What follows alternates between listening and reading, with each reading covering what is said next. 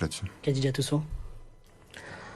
Sur la métropole lilloise, la question est extrêmement technique, mais en fait, elle est technique dans l'ensemble de la France. Il y a une flambée des prix dans l'ensemble de la France.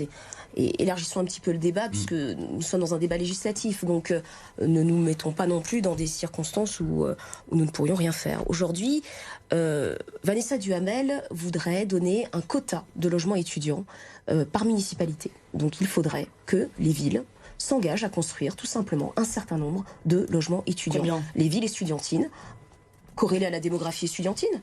N'allons pas donner à Lille le même nombre d'étudiants qu'à Amiens, le même nombre de logements étudiants qu'à Amiens, mais enfin, il faudrait le faire.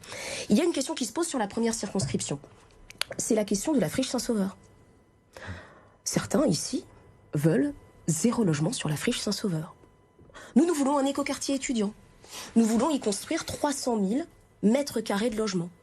Augmenter l'offre, c'est diminuer un petit peu la tension qu'il y a sur la demande, et c'est permettre à chacun de se loger dignement.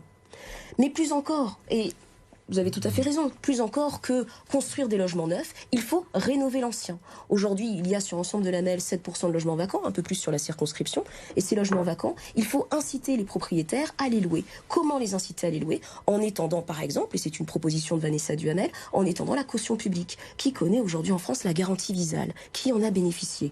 Pas assez de personnes à notre goût.